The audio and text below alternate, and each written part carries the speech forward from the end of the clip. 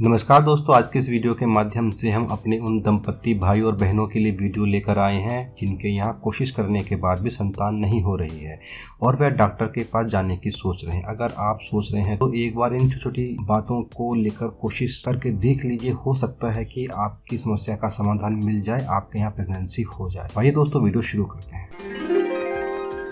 नमस्कार दोस्तों हम अपने दर्शकों के कुछ अनुभवों को शामिल करना चाह रहे हैं। प्रेगनेंसी होने में उन्होंने किस प्रकार की दिक्कत का सामना किया है, उसे कैसे दूर किया है, प्रेगनेंसी के दौरान उन्होंने किस प्रकार की समस्याओं को देखा, उन्हें कैसे मैनेज किया, या डिलीवरी के बाद बच्चे के लालन पोषण से संबंधित कुछ भी ऐसी बातें या अपने सेहत से संबंधित ऐसी बातें जो वह शेयर करना चाहती हैं, दूसरों को कुछ टिप्स देना चाहती हैं ताकि दूसरों को उनके अनुभव का फायदा मिल सके, तो आप हमारी ईमेल आईडी hamara.anubhav@gmail.com के माध्यम से अपनी बातों को शेयर कर सकते हैं। हम वीडियो बनाकर उनकी बातों को अपने दर्शकों तक लेकर जाएंगे।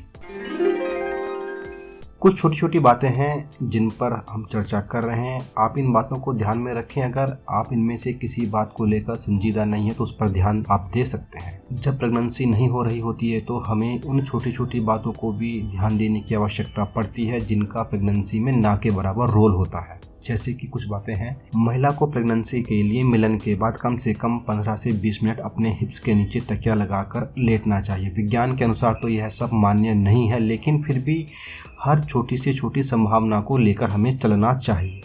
अगर यहाँ हमें XY क्रोमोसोम को महिला की फैलोपियन ट्यूब तक पहुँचने में अगर किसी भी प्रकार की दिक्कत का सामना करना पड़ रहा है तो ग्रेविटी की हेल्प से वह और तेज गति से अपने गंतव्य तक पहुँच सकते हैं। इसी उद्देश्य से लेग अप वाल पोजीशन वाला तरीका भी बताया जाता है।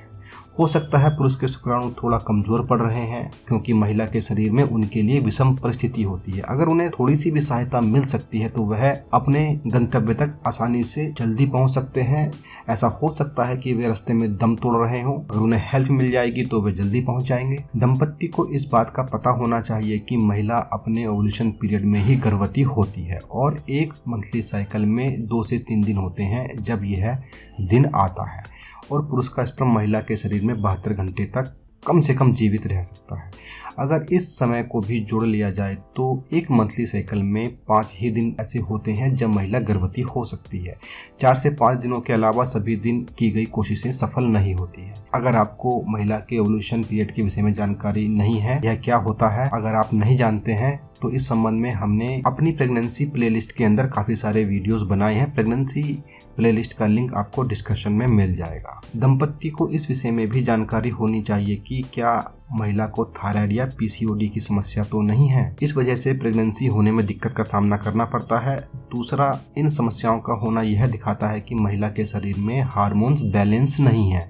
अगर हार्मोन्स बैलेंस नहीं होते हैं तो महिला के पीरियड नियमित नहीं रहते हैं, अनियमित हो जाते हैं, जिस वजह से महिला का ओव्यूलेशन पीरियड भी अनियमित हो जाता है। अब वह कब आता है पता ही नहीं होता है और सही समय पर कोशिश नहीं होने की वजह से भी प्रेगनेंसी नहीं होती है। अगर महिला को या पुरुष को या दंपत्ति को किसी भी प्रकार की स्ट्रेस अपनी लाइफस्टाइल के कारण है, अर्थात घर में कोई ऐसी समस्या है जिस वजह से दंपत्ति को स्ट्रेस है, अपनी फाइनेंशियल स्थिति को लेकर दंपत्ति को स्ट्रेस है, अपनी नौकरी के कारण दंपत्ति को स्ट्रेस या तनाव है, तो यह सीधा सीधा दंपत्ति के रिप्रोडक्टिव सिस्टम पर प्रभाव डालता है। असल में प्रेगनेंसी एक हाई एनर्जी कंज्यूम प्रोसेस है।